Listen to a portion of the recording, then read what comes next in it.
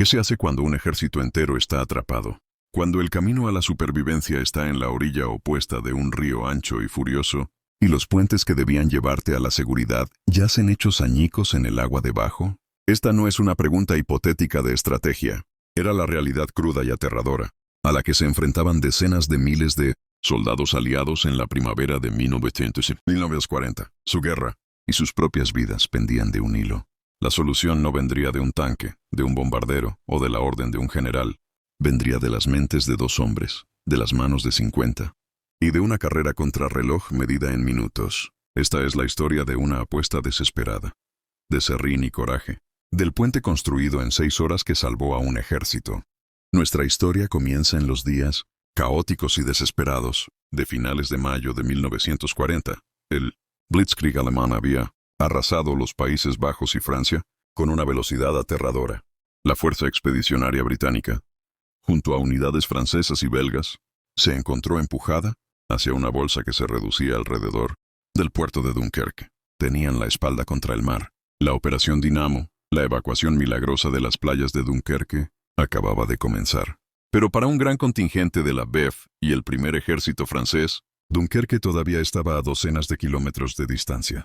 Estaban librando una feroz acción de retardo, moviéndose hacia el noroeste, con el objetivo de cruzar una serie de canales y ríos para llegar al punto de evacuación. Una de las barreras más críticas era el canal de la Bassée, cerca del pueblo de Neuf-Perquin, Francia. Para los hombres de combate del 2º Batallón del Regimiento Real de Norfolk y el 1er Batallón de los Royal Scots, entre otros, esta vía fluvial representaba el último obstáculo, importante antes de un último impulso, hacia una seguridad relativa. El panorama estratégico era sombrío. Las divisiones Panzer alemanas, como las voraces Sina y Ocha Panzer, se estaban cerrando desde el sur y el este.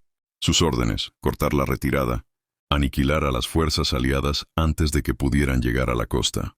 El mando británico sabía que los cruces del canal eran vitales. Los puentes existentes estaban preparados para demolición por los ingenieros reales, para ser destruidos una vez que las tropas aliadas hubieran cruzado, ralentizando la persecución alemana. Pero en la guerra los planes se desintegran al contacto con el enemigo. En la mañana del 27 de mayo, una columna de soldados exhaustos, agotados por la batalla, acompañados de camiones, cañones de campaña y el desorden desesperado de una fuerza en retirada, llegó a un punto de cruce clave. Lo que encontraron fue una escena de devastación. El puente del que dependían no estaba simplemente dañado. Había desaparecido. Una combinación de artillería alemana y demoliciones prematuras había dejado solo pilares de piedra sobresaliendo del agua lodosa. El canal, de unos 18 metros de ancho, fluía con rapidez. En la orilla lejana estaba el camino a Dunkerque. En la orilla cercana, acumulándose como una tormenta, estaba el sonido de los blindados alemanes aproximándose. Un ejército estaba siendo canalizado hacia una zona de aniquilación. Se les había acabado el tiempo, las opciones y, aparentemente, la suerte. El mando sobre el terreno recayó en hombres que tenían que pensar y actuar con la velocidad de un rayo. Entre las tropas que pululaban, había 2 oficiales cuyas habilidades estaban a punto de convertirse en la mercancía más valiosa del campo de batalla. El capitán John Clegg y el teniente David Brown no eran comandantes de infantería de primera línea. Eran oficiales de los ingenieros reales, adscritos a la 2ª división. Su oficio no era el asalto, sino la construcción. No la destrucción, sino la creación. Mientras inspeccionaban los restos del puente, sus ojos entrenados no veían solo ruinas. Veían posibilidades. Veían los robustos pilares de piedra todavía en pie. Veían un bosquecillo de madera cercano. Y veían los rostros de los cientos de hombres que comenzaban a agolparse en la orilla del agua. Una ola palpable de miedo y desesperación inundándoles. El problema era un brutal ejercicio de matemáticas. Necesitaban salvar 18 metros de agua con una estructura lo suficientemente fuerte para soportar hombres marchando, camiones de varias toneladas y posiblemente incluso piezas de artillería ligera. No tenían componentes prefabricados de puentes Bailey. No tenían maquinaria pesada. No tenían fábrica. Lo que sí tenían era un único activo de un valor incalculable. Una compañía de 50 soldados del cuerpo de pioneros de la 2ª división. Estos hombres no eran solo infantería. Eran carpinteros, aserradores y obreros con uniforme. Sus armas eran sierras, martillos y hachas. Y en ese momento actuaban como infantería de retaguardia. Sus habilidades especializadas permanecían latentes. Clegg y Brown tomaron su decisión. Se acercaron al comandante de infantería superior en el lugar. La petición no tenía precedentes. Necesitaban requisar a todos los pioneros. Cada trozo de madera utilizable y cada momento de tiempo disponible. Necesitaban construir desde cero, bajo fuego, un puente completamente nuevo. El coronel de infantería, sabiendo que la alternativa era la masacre o la captura, dio su aprobación inmediata y sombría. El trabajo comenzó aproximadamente a las 1100 horas. El sonido de la artillería lejana, acercándose de manera constante, reemplazó al silbato de inicio. Los dos ingenieros se convirtieron en un dúo de mando frenético. Brown, con un ojo agudo para la geometría y la tensión, comenzó a garabatear cálculos frenéticos y un diseño básico en el reverso de un mapa. Sería un puente de caballete de madera, usando los viejos pilares como soportes a mitad del cauce. El diseño era simple, robusto, y dependía de la fuerza bruta de la madera y las uniones. Clegg se convirtió en el capataz, organizando a los 50 pioneros en equipos especializados. Un grupo se apresuró hacia el bosquecillo de árboles cercano, derribando robles y pinos rectos y gruesos con el trueno rítmico de las hachas.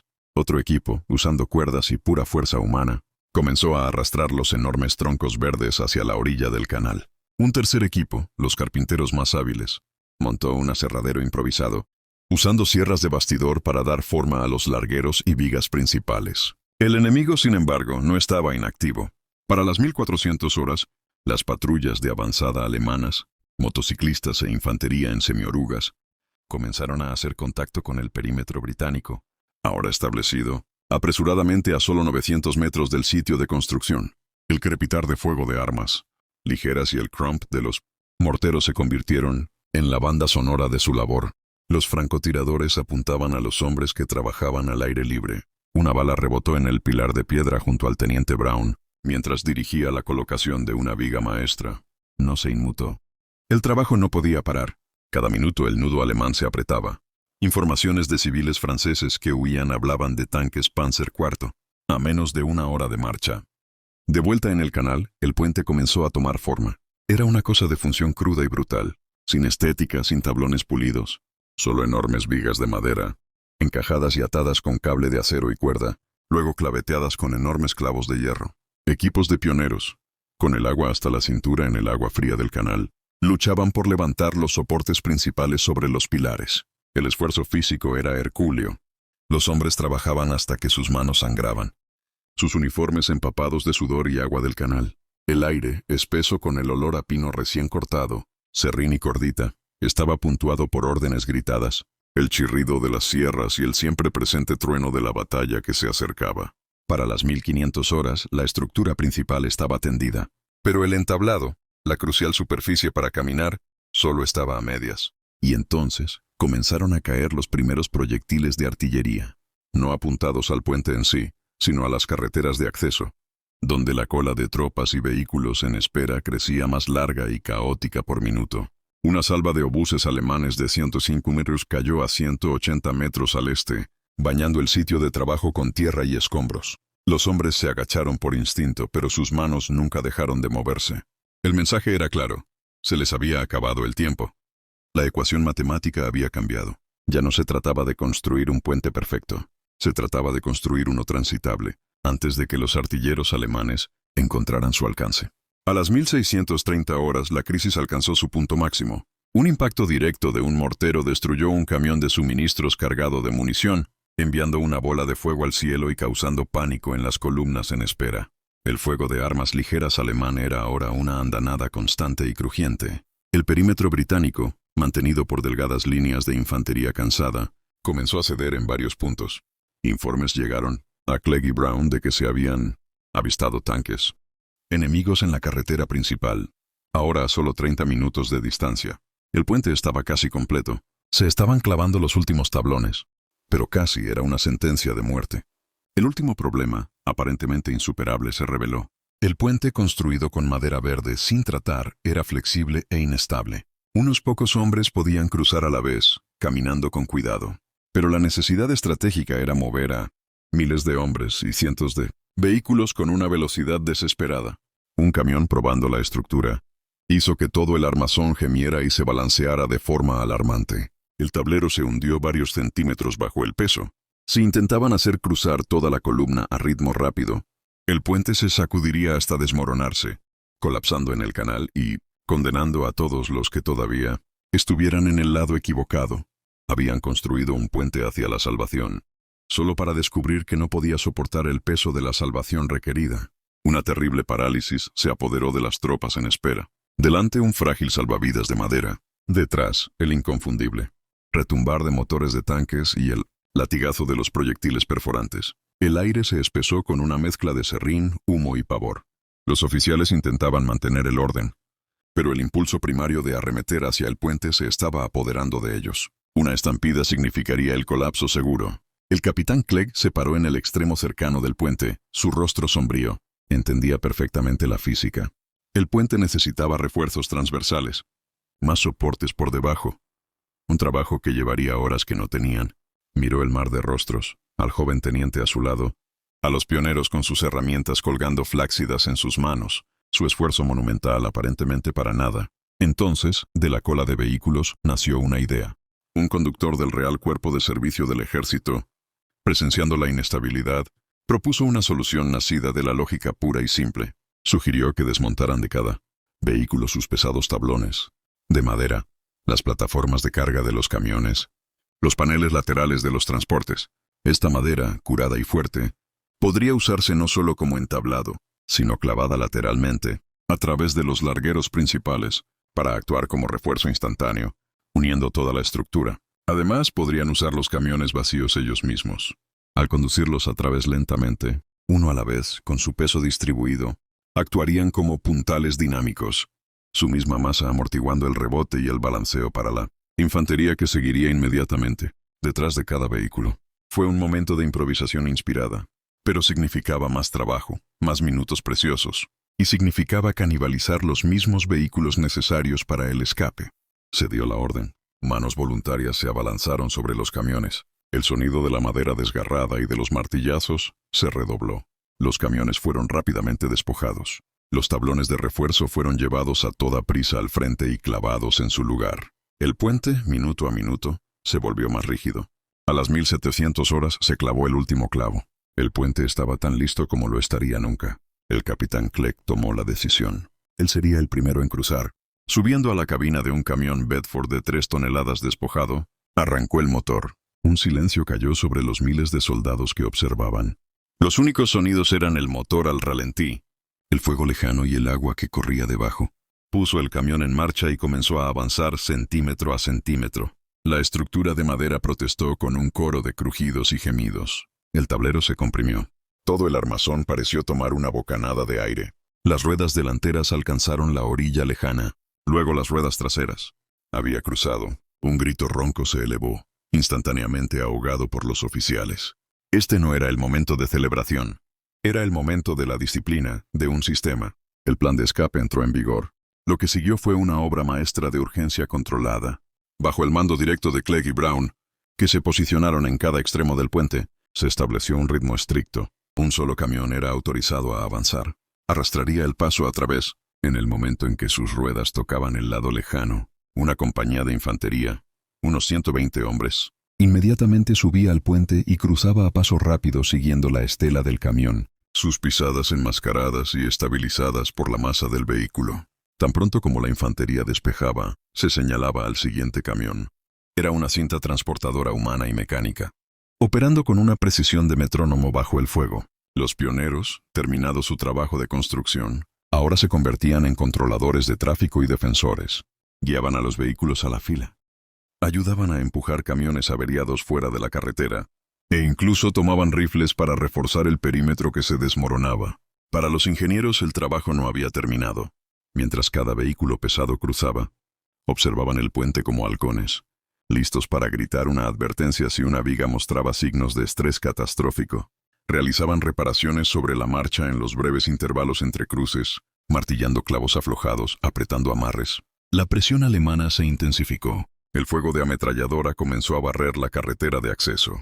Los proyectiles caían más cerca, enviando géiseres de agua desde el canal. Un grupo de infantería alemana, habiéndose infiltrado a través de un seto cercano, lanzó un asalto repentino al lado cercano del puente. Estalló un feroz tiroteo a corta distancia. El capitán Clegg, al oír el pico de disparos, desenfundó su revólver y se unió a los pioneros para repeler el ataque. Durante 10 brutales minutos, el destino del puente pendió de un puñado de ingenieros y pioneros convertidos en infantería. Aguardaron. La línea aguantó, y la cinta transportadora de la salvación nunca dejó de moverse. Durante 6 horas implacables, desde el primer hachazo hasta el último cruce de camión, la operación continuó. Los hombres se movían como autómatas, impulsados por la adrenalina y la vista de la orilla lejana. Al caer el anochecer, alrededor de las 1900 horas, la cola en el lado cercano finalmente, y misericordiosamente comenzó a disminuir. El último cañón de campaña fue arrastrado a través. Los últimos pelotones de infantería de retaguardia, sus rostros ennegrecidos por la pólvora, comenzaron su retirada combativa hacia la cabeza del puente. Aproximadamente a las 1930 horas, con coches blindados alemanes visibles al final de la calle del pueblo, el último soldado británico, un sargento de los Royal Scots, subió al puente. El capitán Clegg y el teniente David Brown fueron los últimos hombres en el lado enemigo del canal. Su trabajo estaba completo. Lanzaron una última mirada a la estructura que habían creado, un testimonio tosco, feo y hermoso de ingenio y voluntad, y luego cruzaron ellos mismos. Detrás de ellos, los pioneros colocaron cargas explosivas preparadas. Con un estallido agudo y final, el tramo de madera cayó en el canal de la Bassée, una ofrenda quemada a los dioses de la guerra. Su propósito gloriosamente cumplido. Las cifras son asombrosas. En poco más de 6 horas de construcción y 5 horas posteriores de cruce continuo, el puente improvisado de madera había salvado a un estimado de 8.000 a 10.000 hombres de la zona. División británica, junto con casi 200 vehículos y varias piezas de artillería.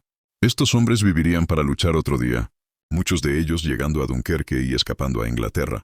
El retraso que causaron, con su retirada organizada también, ganó horas vitales para las fuerzas de evacuación en las playas. El costo humano no fue insignificante.